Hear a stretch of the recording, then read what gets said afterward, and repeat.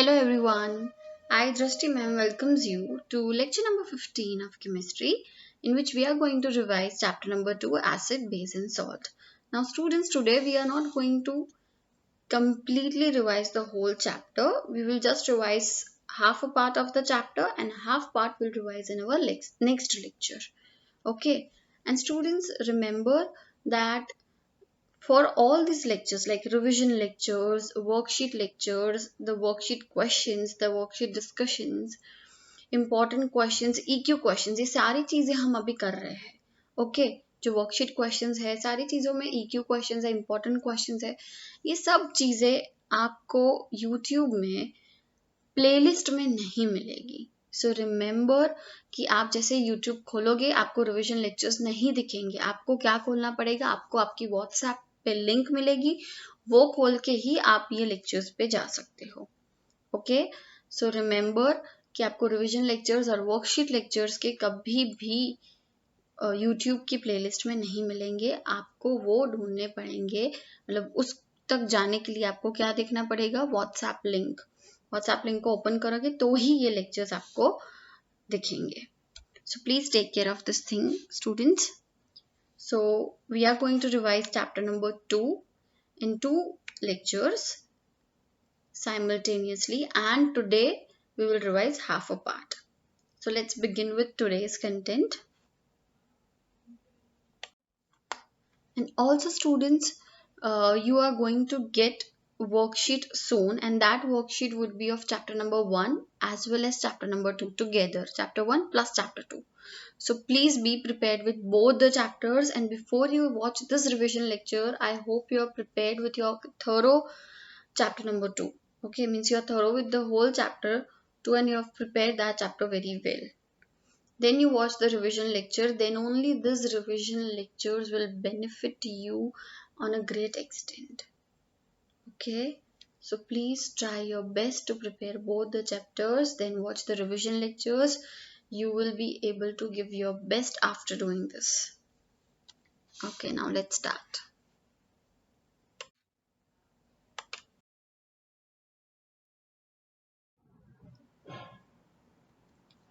In chapter 2, that is acids, bases and salts, first we discussed about what are acids. तो acids के लिए discuss करने के लिए let us first see the physical properties of acids. What are the physical properties of acids? So how do you identify whether a particular thing is acid or not? Acids are sour in taste, right? Then they turn blue litmus red. Their aqueous solution conducts electricity. They are corrosive in nature. मतलब अगर आपकी cloth पे वो acid गिर गया means उस पे hole हो जाएगा. They can damage living cells when concentrated. If वो हमारे ऊपर गिर गया then also it would be very harmful. And they are stored in glass containers. This is also a very very important point. Why they are stored in glass containers? Because if they are stored in metal containers, then they will react with metal, forming a toxic compound. Okay, and therefore our food becomes unfit then. So we cannot eat food. Okay, that food we cannot consume then. So always these acids are stored in glass containers. Okay, then after the physical properties we studied about chemical properties of acids. But do you remember that acids के definition क्या होगी? तो Arrhenius ने क्या बोला था? Actually acids को define करने के लिए आप बोल सकते हो they are sour in taste, they turns blue litmus red. But now you are grown ups. In 10th standard, what would be the definition you would be writing? So you have to write these two things as well as your definition is the Arrhenius acid. क्या होता है? Arrhenius ने क्या बोला था कि acid क्या होता है? Acid is a substance which contains hydrogen and which when dissolved in water, hydrogen ions in gives hydrogen ions in solution. तो एसिड को जैसे ही कोई भी एसिड को हम वाटर में डालेंगे वो हमें H प्लस आयन देगा ही देगा. Okay, so they are known as acids, जो हमें सोल्यूशन में H प्लस आयन देता है. So this definition you should write. You will write sour in taste, they turns blue litmus red, and they always gives H plus ions when dissolved in water. Now we come to chemical properties of acids. There were 4 chemical properties of acids, right? First was that how acids reacts with metal. Whenever metal reacts with acids, they give you metal salt and hydrogen gas. तो इसके ऊपर आपको कोई भी acid दे दे, कोई भी metal दे, आपका hydrogen gas तो कॉमन ही रहेगा, हाइड्रोजन गैस तो बनेगा ही बनेगा हमेशा। Okay, then our second property was that what happens when acid reacts with metal carbonate or bicarbonate. now ये आपको पता होना चाहिए कि कार्बोनेट मतलब क्या होता है। Carbonate means CO3, right? so metal carbonate when reacts with acids, it give again metal salt plus H2O plus CO2. now this CO2 gas is a fire, extinguishes fire, remember this. okay, CO2 gas extinguishes fire. Then our third property was what happens when acid reacts with metal oxide. Metal oxides कैसे होते हैं? Acidic के basic. Remember, metal oxides are always basic in nature. Then only they can react with acid. Na? Otherwise, they cannot react with acid. So metal oxides, when react with acid, they give salt plus water. And our last and easiest property was acid plus base gives you salt plus water. So I hope ये आपको क्या करना है chemical properties के लिए, पहले तो ये 4 कॉमन रिएक्शंस याद रखने हैं। ओके, फिर आपको कोई भी एग्जांपल्स देंगे आप सॉल्व कर पाओगे। Okay, this is about physical properties, chemical properties and definition of acids. Then comes types of acids. Now acids on the basis of source, वो कहाँ से मिलते हैं? On that basis we can classify acids into two parts, organic and inorganic acids. Organic acids जो हमें naturally मिलते हैं, inorganic acids जो हम लैब में synthesize करते हैं, like HCl, H2SO4. and organic acids कौन से होंगे? Litmus, then vinegar. लेमन में कौन सा होता है, विनेगर में कौन सा एसिड होता है, ऑरेंज में सिट्रिक एसिड होता है, ये सारी चीजें are organic acids which are obtained from natural substances. So this is the first classification of acids, that acids are classified on the basis of source. Then acids can be also classified on basis of the strength into strong acid and weak acid. अब based on strength कैसे? अगर आपका कोई भी acid completely ionise हो रहा है, जैसे कि HCl है, H प्लस जितने थे वो सारे ही आयनाइज हो गए, that means it is a strong acid.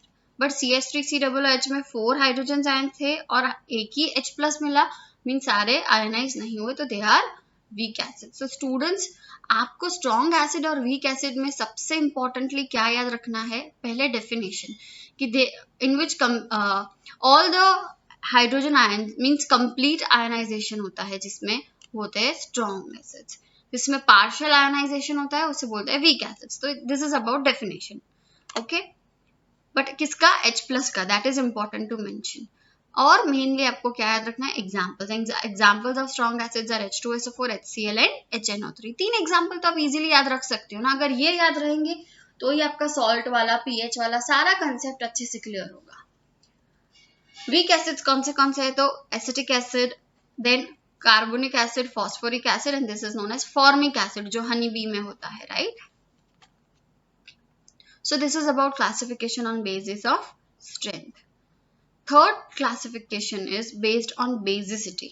What is basicity of acids? Basicity of acids means the number of ionizable H plus H atoms present in a molecule. मतलब suppose ये HCl है, उसमें से कितने hydrogen ionise हो सकते हैं? एक. तो that is you can say कि इस HCl की बेसिसिटी कितनी है? 1. इस HNO3 की बेसिसिटी है 1.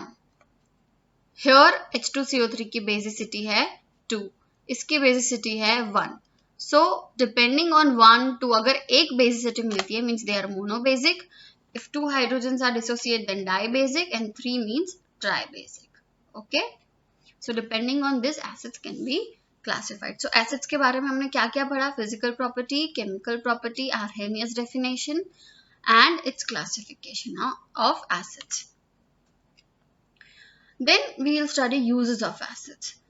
Some examples and uses. So H2SO4, HCl and HNO3. H2SO4 का use क्या है? It is king of chemicals. It is used in manufacturing of paint, dye, explosive, drugs, fibers, etc.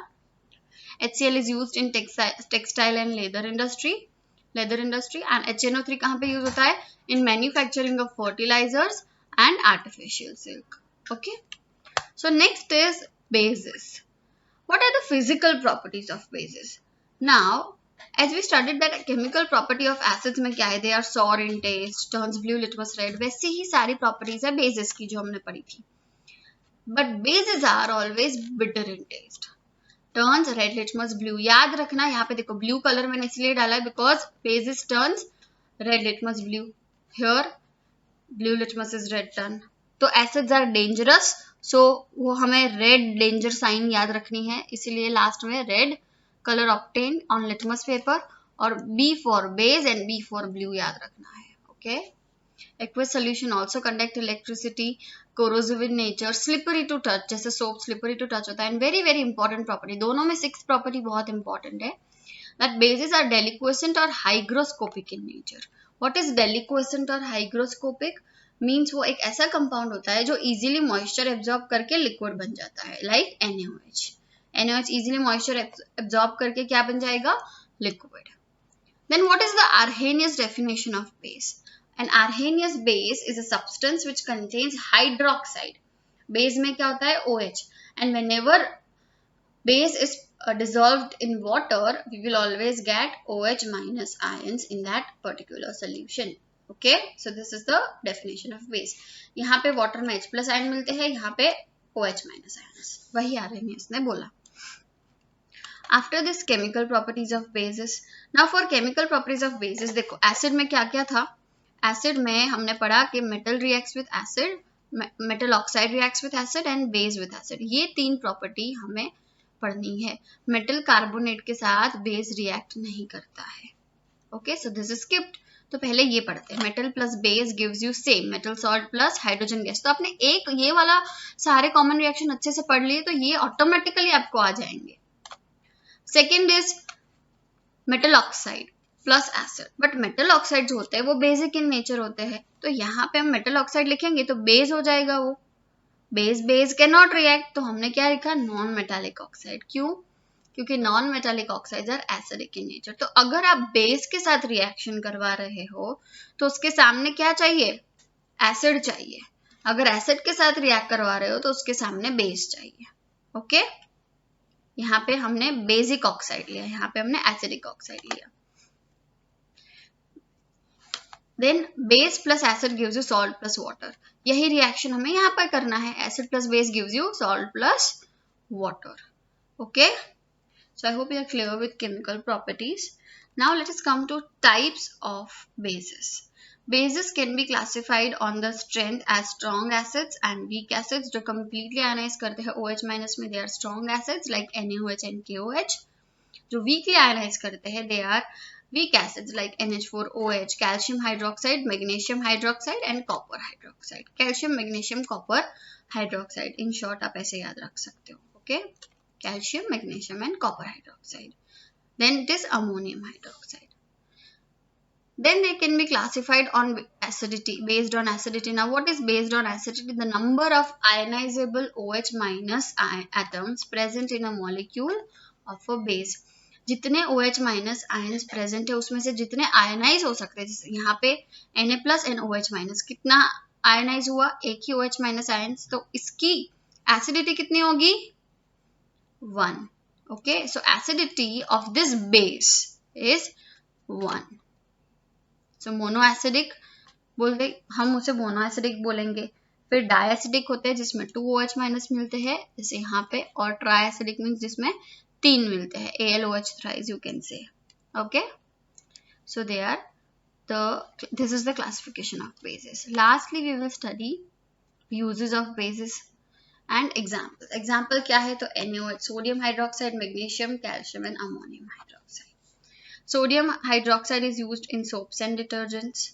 Magnesium hydroxide as an antacid याद करो, इसको milk of magnesia भी बोलते हैं हम, right? Then calcium hydroxide is used in whitewashing, ये भी हमें याद होना चाहिए.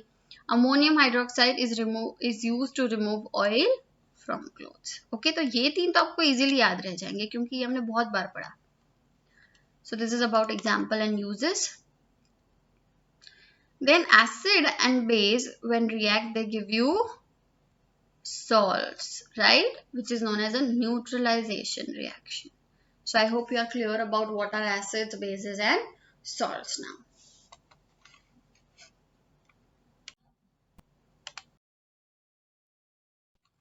देन अगर मुझे ये जानना है कि ये पर्टिकुलर चीज एसिड है कि बेस है कि सॉल्ट है, तो मैं कैसे जानूंगी? मतलब मुझे एक नेचर ऑफ सब्सटेंस जानना है कि whether it is acidic, basic और न्यूट्रल. तो how will I see that? I can see that with the help of indicators. What are indicators? They are such substances which tell us the nature of the substance, which helps us to know the nature of the substance, right? Now, what are the types of indicators? So, indicators के दो type है. One is olfactory indicators, and another one is acid-base indicators. Now, what are olfactory indicators? उसके examples याद है आपको? हमने onion जो cloth पे डाला था, पूरी नाइट फ्रीज कर दिया था, राइट, एंड देन उस पे एसिड और बेस डाल के हमने ऑर्डर से. ऑल्फैक्टरी इंडिकेटर्स मींस कि जिसको हम ऑर्डर से स्मेल कर सकते हैं. Odour, this mainly depends on the odour, vanilla essence and clove oil, right. Then acid base indicators, ये हमें जनरली कलर वेरिएशन से बताता है कि whether it is acid, base और salt. So based on colours they can be classified into natural indicators and synthetic. Natural जो हमें naturally मिलते हैं, synthetic which are synthesized in lab. Can you think of example of natural indicators? Litmus paper, right? And synthetic indicators is phenolphthalein and methyl orange. अभी यहाँ पे आपको particularly क्या याद होना चाहिए कि ये तीनों एसिड में कौन सा कलर देते हैं और बेस में. जैसे लिटमस पेपर, अगर मैंने कोई भी लिटमस पेपर लेके एसिड में डाल दिया, राइट, मतलब कौन सा कलर होगा मेरा उसका? Blue litmus paper, red litmus paper will turn blue in base. तो वो आपको याद होना चाहिए. फिर फिनोफ्थिलिन हमें क्या कलर देता है? फिनोफ्थिलिन एसिड में कलरलेस रहता है और बेस में पिंक. एंड मिथाइल ऑरेंज जो है वो एसिड में रेड एंड बेस में येलो. याद रखना है ये हमें. Okay, so what are the types of indicators? Indicators can be of 3 types. That is natural indicator, synthetic indicator and olfactory indicator. Okay, in short हमें अगर लिखना है तो हम लिख सकते हैं they are of 3 types: natural, synthetic and olfactory. This is based on color and this is based on order. Then अगर मुझे किसी का भी नेचर जानना है तो और एक चीज है जिससे मैं जान सकती हूँ, and that is pH or pH scale. Now what is pH? pH is potence dehydrogen. P means potence and hydrogen का H. So potence the hydrogen or I can say power of hydrogen. Remember, इसमें P हमेशा small होता है और H हमेशा big होता है. और ये pH term express कैसे करते हैं हम? इसका फॉर्मूला क्या है? pH मतलब क्या? pH मतलब concentration of H plus ions in solution, right? So how do you express that? और ये किसने पहले expression दिया था? तो Sorensen gave you the expression. And he told that concentration of H plus, concentration means square bracket, concentration of H plus is equal to 10 raised to minus pH. तो यहाँ पे 10 raised to minus 4 दिया है तो आपका pH क्या हो जाएगा? 4. Okay, so this is the formula. तो definition इस पे से हमने बहुत बार repeat किया था, याद करो. It is the number, this is the number, right? So it is the number by which negative power of 10. Remember, it is the number. ये वाला number हमें देखना है pH का, right? So it is the number by which negative power of 10 has to be raised in order to express hydrogen ion concentration. ये pH जो आपका number है, it is the number by which negative power of 10 has to be raised in order to express hydrogen ion concentration. So this is the definition of pH. Another formula also was given by him, that is pH is equals to minus log base 10 concentration of H plus or H3O plus. H plus को हम H3O plus भी बोल सकते हैं. Yes. Okay, so this is the another formula. Then what is pH scale?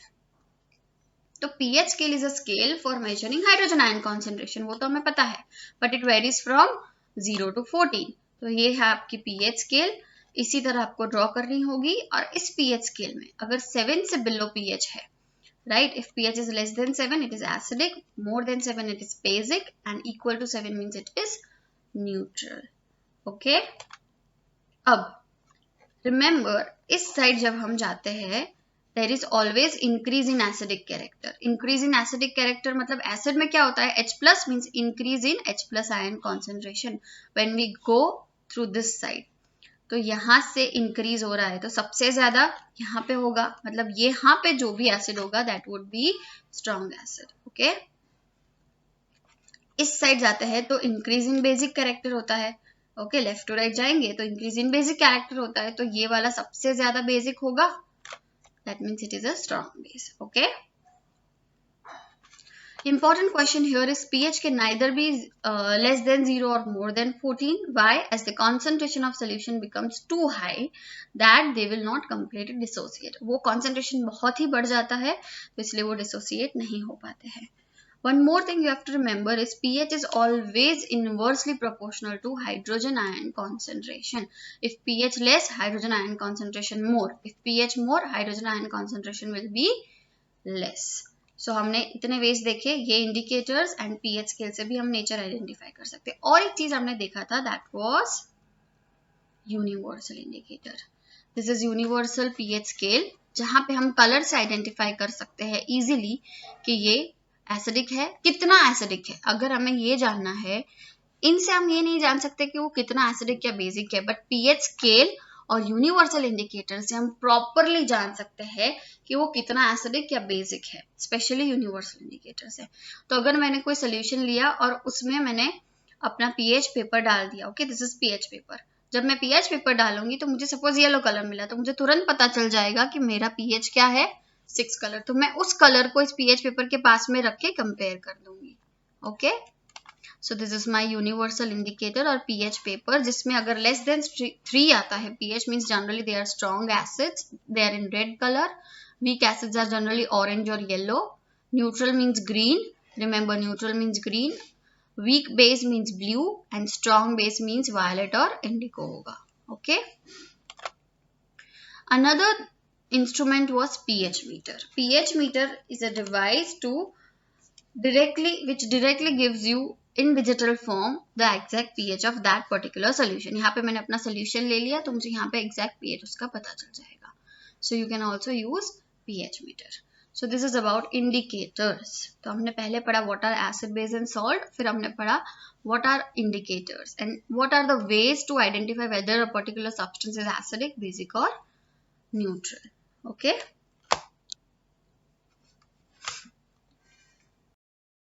Then we studied importance of pH in our everyday life. First is pH in our digestive system. Plants and animals are pH sensitive. What is pH of soil? pH changes cause of tooth decay and self-defense from plants and animals. pH in our digestive system. जब भी हमें indigestion होता है तो indigestion के वक्त हमारी body में एसिड बहुत बढ़ जाता है। एसिड बढ़ जाता है तो हम उसे प्रिवेंट कैसे करेंगे? बेस से, मीन्स एक एंटासिड लेंगे। Antacid are used to neutralize the excess acid and gives relief from pain and irritation. Remember ये लाइन आपको टेक्स्ट बुक में ऐड कर देनी है एंटासिड के डेफिनेशन में। Okay, example of that is magnesium hydroxide, MgOH twice, or milk of magnesia. Okay, plants and animals are pH sensitive. Now acid rain का जो pH होता है that is less than 5.6. मतलब pH अगर rain water का less than 5.6 हो गया, that means what it is an acid rain. Am I right or am I wrong? Yes. So if pH is 5.6 से less, then it is an acid rain. And that acid rain अगर lakes में, rivers में गिरेगा तो aquatic animals का जो survival है वो बहुत difficult हो जाता है, right? पर अगर वो plants या animals पे गिरा, plants पे भी गिरा तो क्या होगा? तो ये वीडियो में हमने देखा था, ये वीडियो हमने जब देखा था तो क्या देखा था कि प्लांट्स जो होते हैं उनको आयन मिलता है और वाटर, तो ये वाटर है और ये वाला आयन है। तो जैसे ही वो वाटर लेंगे उसके साथ वो आयन भी लेते हैं, तो वो आयन की वजह से उनका प्रॉपर ग्रीन कलर रहता है। Okay, but whenever plant does not gate required amount of ion, वो कैसा हो जाएगा? ज्यादा बेसिक हो जाता है, तो मतलब येलो हो जाता है। मतलब पीएच जो है प्लांट्स का, यहाँ पे हमने पढ़ा कि एनिमल्स तो नहीं लिव कर पाते हैं, बट प्लांट्स भी अगर प्रॉपर पीएच नहीं होगा तो वो नहीं रह पाते। तो प्लांट्स का प्रॉपर पीएच, आइडियल पीएच होना क्या चाहिए? तो वो होना चाहिए 6.5 to 7.5। अगर इससे बहुत कम है तो वो एसिडिक हो जाता है, मतलब पीएच बहुत लो हो जाएगा, राइट? तो your plant would be completely destroyed. और बहुत ज्यादा हो गया मतलब वो मोर बेसिक हो गया तो वो ऐसा येलो हो जाएगा। ओके, और एसिडिक हो गया तो थोड़ा ब्लैक होके डिस्ट्रॉय हो जाएगा. So it should be 6.5 to 7.5. Okay, so plants को क्लोरोफिल किससे मिलता है? आयन से. अगर वो उसको प्रॉपर अमाउंट में नहीं मिला तो वो मोर बेसिक हो जाता है. Okay, then comes pH change as a cause of tooth decay. अगर हमारे टूथ का जो पीएच है वो लेस देन 5.5 हो गया, मतलब बहुत सारा एसिड हो गया, बहुत सारा, जब हम फूड खाते हैं तो वो बैक्टीरिया जो है वो कॉन्स्टेंटली क्या करेगा? एसिड जनरेट करेगा, और अगर बहुत सारा एसिड हो गया तो लेस देन 5.5 पीएच हो जाएगा, और उसकी वजह से क्या होगा? कैविटी. और उसको प्रिवेंट कैसे करेंगे? बहुत सारा एसिड है तो कैसे प्रिवेंट करेंगे? बेस से. सो टूथपेस्ट लेंगे, टूथपेस्ट में बेस होता है, so we can prevent from that. You can use any other base. Toothpaste is the best way. Okay, और else मैंने और एक तरीका बताया था कि शुगरी फूड खाओ ही मत, तो ऐसा तो हम कर नहीं सकते, तो brush twice a day. Okay, last one is self defence by plants and animals. तो हनी बी जो होता है, नेटल लीव्स जो होते हैं, ये जब भी हमें लग जाता है तो हमें उनमें क्या होता है? मिथेनोइक एसिड होता है. Methanoic acid means formic acid, that is HCOOH. Okay, ये इनमें प्रेजेंट होता है. तो इसको एसिड है तो प्रिवेंट करना है मुझे, तो कैसे करूंगी? तो मैं कोई भी बेस यूज कर दूंगी, जैसे कि बेकिंग सोडा. फिर इसके बाजू में डॉग प्लांट होता है, वो यूज कर दूंगी. Right, so any base you can apply. Then हमने पढ़ा था कि जो येलो वास्प होते हैं उसमें एक बेस होता है जो हम प्रिवेंट कर सकते हैं एसिड से. ओके, सो रिमेंबर, इन दोनों में एसिड होता है और इसमें बेस होता है. So this is about importance of pH in our everyday life. Okay.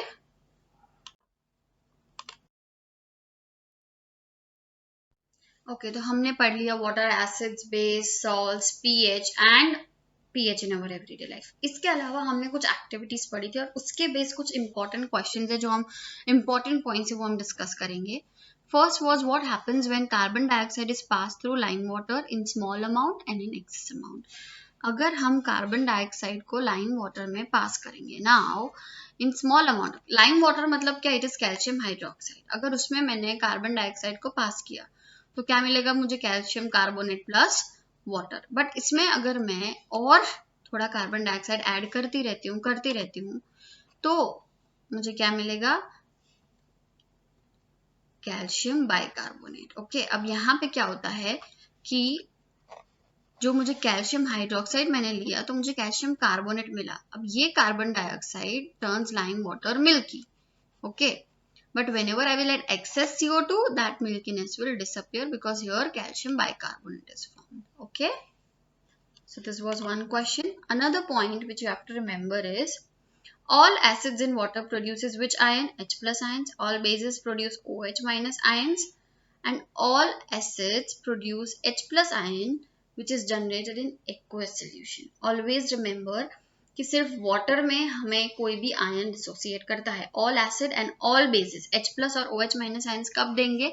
जब हम उसको वाटर में डालेंगे. So in water only they dissociate, otherwise they do not dissociate. और डिसोसिएट नहीं होंगे तो वो आयन्स नहीं बनाएंगे. आयन्स नहीं बनेंगे तो इलेक्ट्रिसिटी भी कंडक्ट नहीं होगी. So what is ionization? Ionization is dissociation of a molecule in presence of water. तो वाटर की प्रेजेंट में, मतलब HCl को मैंने पानी में डाल दिया, तो जब मैं HCl को पानी में डालूंगी तो क्या बनेगा? H plus and Cl minus. अगर मैंने उसको पानी में नहीं डाला है तो वो HCl का HCl ही रहेगा. ओके, बट पानी में डालने पे उसने क्या बना दिया? H plus and Cl minus. ये प्लस माइनस वाले को बोलते हैं हम आयनाइजेशन.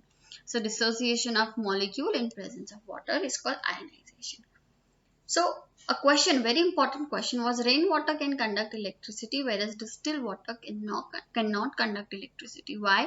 Because rainwater जो होता है, राइट, तो इंडस्ट्रियल गैसेस होते हैं CO2 जैसे, जब वो वाटर के कांटेक्ट में आएंगे तो H2O प्लस CO2 बन जाएगा, दैट इज H2CO3 बना देंगे, मतलब वो एसिड बन गया. अब acid in presence of water will dissociate into H plus and CO3, right. H plus and CO3 minus में उसने आयंस बना दिए, मतलब जब आयंस बनेंगे तो इलेक्ट्रिसिटी कंडक्ट कर पाएंगे, क्योंकि electricity is flow of ions, right. That is why अगर आयन बनेंगे तो ही इलेक्ट्रिसिटी कंडक्ट कर पाएंगे. अब distil water is pure water, तो उसमें कोई डिसोसिएशन या आयंस बनते ही नहीं है. वहां पे कहाँ से गैसेस आएंगे? तो वो तो प्योर वाटर होता है. तो that is why they do not conduct electricity. इसके लिए हमने एक टेबल पढ़ा था, आप वो भी देख सकते हो, टेबल की फॉर्म में हमने पढ़ा था ये। Now another activity was activity 2.9 in which it was asked that what is preparation of dry HCl gas. हमने एक टेस्ट ट्यूब लिया था जिसमें हमने लिया था sodium chloride, okay. Dry test tube में हमने सोडियम क्लोराइड और H2SO4 डाला। जब मैंने ये दोनों मिक्स किया तो तुरंत ही HCl गैस इवॉल्व हुआ, और जब HCl गैस इवॉल्व हुआ तो मैंने लिटमस पेपर रख के टेस्ट किया तो मुझे कोई चेंज ही नहीं दिखा। तो कैसे मैं पता लगाऊं कि मेरा जो गैस इवॉल्व हुआ वो एसिडिक इन नेचर है कि बेसिक इन नेचर? तो मैंने क्या किया, वेट कर दिया उसको। क्यों? क्योंकि वेट लिटमस पेपर लूंगी तभी ये H+ and Cl- बनेंगे और तभी मुझे कोई चेंज दिखेगा लिटमस पेपर पे। तो याद रखना, अगर मैं ड्राई लिटमस पेपर लूंगी तो मुझे कलर चेंज नहीं दिखता है, बट वेट लिटमस पेपर के I can see that blue litmus paper turns to red. तो ड्राई HCl गैस इवॉल्व हो गया, अब इधर से H चला गया और इधर से Cl चला गया, तो बचा गया NaHSO4, तो वो हमने यहाँ पे लिखा। तो this is preparation of dry HCl gas, okay. Now, dry HCl gas does not change the color of dry blue litmus paper. Wet blue litmus paper turns red as it has water to dissociate HCl into ions. That is what we discussed here. Hence, in absence of water, acid cannot dissociate to produce ions, as ionization takes place only in presence of water to give H+ ions. Hence, water is necessary for dissociation of both acid and bases. Remember, अगर acid और base को dissociate करवाना है तो water चाहिए ही चाहिए। After this we studied dilution. What is dilution? Dilution में हमने कुछ याद रखा था कि पहले अगर मेरे पास दो चीजें हैं, वाटर एंड एसिड, तो पहले मुझे क्या लेना है बीकर में? पहले हमेशा W वा लेना है, वा याद रखना। वाटर लेना है और उसमें एसिड रखना है, राइट? तो याद रखना, acid must always be added slowly to water with constant stirring. If ऐसा नहीं किया हमने तो क्या होगा? If water is added to acid, the heat generated may cause the mixture to splash out. वो मिक्सचर पूरा बाहर आ जाएगा और वो एक्सेसिव हीट की वजह से बीकर भी ब्रेक कर सकता है, okay. So remember this point.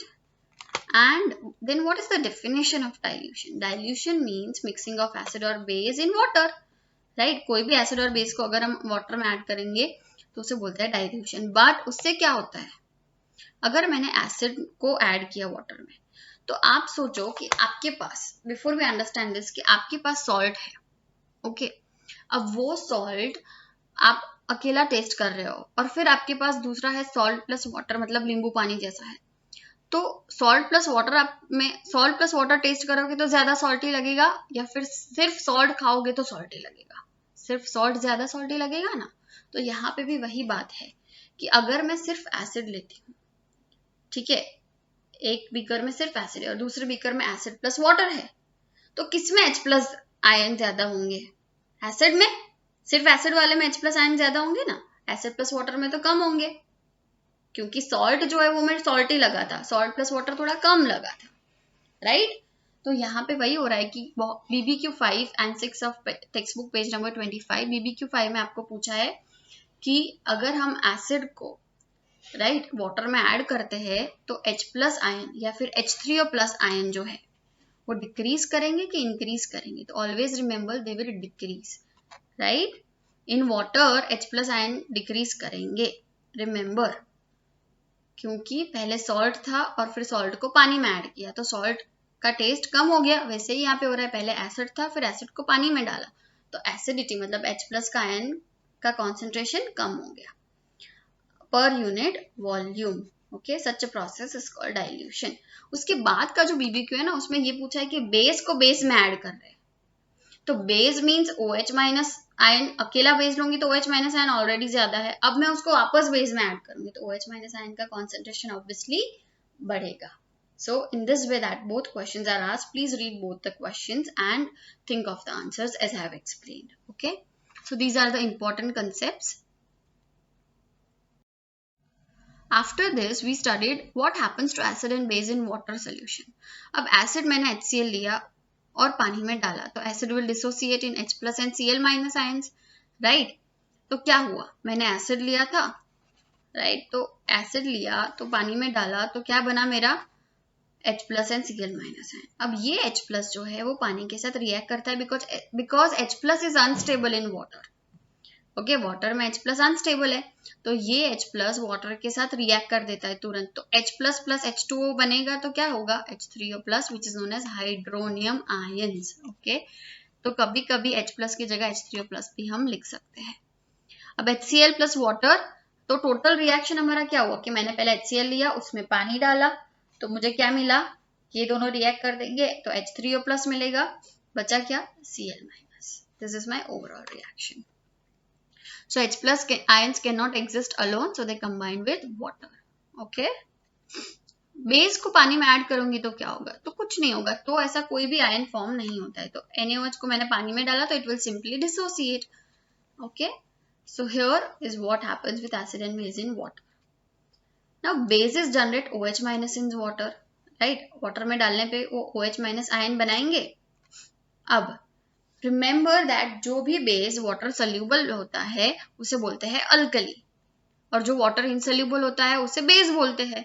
So water soluble bases are known as alkali, like NaOH, MgOH twice, etc. Okay, alkali is derived from a Greek word known as quale, means ashes, calcined ashes. Then comes copper oxide. It is a base. Why? Because it is not soluble in water. So remember, all alkalis, alkali means water soluble base, all alkalis we can say are bases, but all base are not alkali. सारे base water soluble नहीं होंगे ना, तो उनको हम alkali नहीं बोल सकते हैं, but सारे water soluble bases को तो हम base water soluble alkali को तो हम base बोल सकते हैं ना. So that is what is explained over here. Our next topic is salts. What are salts? Salts are ionic compounds formed from acids and bases. तो salt जो होते हैं उनमें दो पार्ट होते हैं, right? One part is positive and second part is negative. Remember always this thing कि salt बने हैं दो पार्ट से, एक होता है acid वाला पार्ट, एक होता है base वाला पार्ट।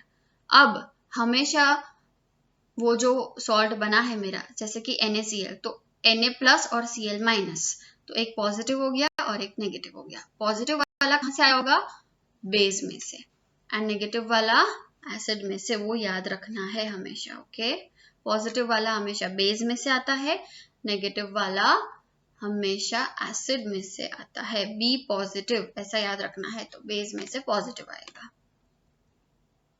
तो सॉल्ट्स जो है उसमें होता है, हमने पढ़ा था फैमिली ऑफ सॉल्ट्स। अगर सॉल्ट जो है उसमें सेम पॉजिटिव या नेगेटिव आयन है, मतलब यहाँ पे देख सकते हो सारे सॉल्ट्स में सेम क्लोरीन है, सेम नेगेटिव आयन है chlorine, right? So they are known as that these salts belongs to chloride family. तो अगर वो एक ही पॉजिटिव, सेम पॉजिटिव या सेम नेगेटिव आयन हो तो वो एक ही फैमिली को बिलोंग करते हैं। Okay, let us see examples of how to find acid salt. अगर मेरे पास NaCl सॉल्ट है तो ये बना होगा acid plus base give salt plus water से, राइट? तो एसिड कौन सा होगा इसमें और बेस कौन सा होगा, कौन सा एसिड और बेस मिक्स किया होगा तब सॉल्ट बना होगा। तो एसिड जो है वो हमेशा कौन से पार्ट से बनता है, पीछे वाले पार्ट से, और बी पॉजिटिव मीन्स बेस हमेशा पॉजिटिव वाले पार्ट में से आया होता है। सो Na वाला पॉजिटिव कौन सा है, Na वाला बेस कौन सा है, NaOH, तो ये NaOH और Cl वाला एसिड HCl। जब NaOH प्लस HCl को मिलाया होगा तब हमें NaCl मिला होगा, मतलब यहाँ से Na गया और यहाँ से पीछे का पार्ट Cl गया। सिमिलरली K2NO3 है तो K वाला बेस KOH और NO3 वाला एसिड HNO3। फिर हमें पता लगाना है कि एसिड और बेस, अभी ये सॉल्ट बना दिया, तो इस सॉल्ट का pH क्या होगा, एसिड का pH क्या होता है, लेस देन 7, बेस का ग्रेटर देन 7, और सॉल्ट जनरली न्यूट्रल होते हैं, बट वो भी डिपेंड करता है ना कि वो सॉल्ट कैसे बना है। कैसे मतलब, pH ऑफ सॉल्ट कभी भी जानना हो तो they can be identified by hydrolysis of salt. Now what is hydrolysis of salt? अब देखो, acid plus base gives you salt plus water. अब मैं इसका अगर उल्टा करती हूँ, मतलब कोई भी सॉल्ट को अगर मैं वाटर में डालूंगी तो मुझे एसिड और बेस मिलेगा, इसे हम बोलते हैं हाइड्रोलिसिस ऑफ सॉल्ट। सो ये जो उल्टा रिएक्शन हुआ, salt plus water gives acid plus base, उसे बोलते हैं हाइड्रोलिसिस ऑफ सॉल्ट। अब इससे कैसे पीएच पता चलेगा? तो यस, पीएच पता चल सकता है। तो ये है क्लासिफिकेशन ऑफ सॉल्ट में। देखो, अगर कोई सॉल्ट ऐसा है जो बना है जिसमें एसिड मेरा स्ट्रॉन्ग है और बेस मेरा वीक बेस है, तो स्ट्रॉन्ग एसिड है और वीक बेस है, तो ज्यादा इफेक्ट किसकी होगी? स्ट्रॉन्ग वालों की ना, राइट? तो उसका जो नेचर है इस सॉल्ट का, वो कैसा हो जाएगा? एसिडिक। तो if I have salt which is made up from strong acid and weak base, तो उस सॉल्ट का पीएच हो जाता है एसिडिक। अगर दोनों ही स्ट्रॉन्ग है, एसिड भी स्ट्रॉन्ग बेस भी स्ट्रॉन्ग, तो न्यूट्रल पीएच। दोनों ही वीक है तो भी न्यूट्रल, और वीक एसिड और स्ट्रॉन्ग बेस है तो स्ट्रॉन्ग वाला जो होगा वैसा उसका पीएच। तो बेसिक है, strong is my base, so my salt का pH will be basic. Here you can see ये दोनों, इसमें से ये है हमारा HCl और NaOH, दोनों ही, ये स्ट्रॉन्ग एसिड और स्ट्रॉन्ग बेस, तो pH 7। यहाँ पे देखो कि strong acid strong base pH 7, right? फिर यहाँ पे H2CO3 और NaOH, this is weak acid and strong base. Strong कौन सा हुआ? बेस, तो उसका pH बेसिक, तो ग्रेटर देन 7। ऐसे फाइंड करते हैं हम pH ऑफ सॉल्ट। ये बहुत ही इंपॉर्टेंट है, इसके लिए आपको स्ट्रॉन्ग एसिड और weak acid, strong base weak acid base के एग्जांपल्स अच्छे से याद होने चाहिए। Okay, lastly we studied different types of salts: common salt, caustic soda, bleaching powder, baking soda, washing soda and plaster of paris।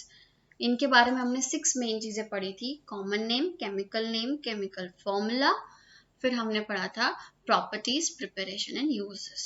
Okay, so now I hope you are clear with what is salt, salt का family of salt, classification, hydrolysis of salt, pH कैसे find करते हैं, कैसे वो कौन से acid और base में से बना है। सो हमने अभी तक डिस्कस किया एसिड बेस का सारा इंट्रोडक्शन, फिर pH, indicators, pH in everyday life, few important points about the related to activities and acid bases in water, and lastly we started about salts. Okay,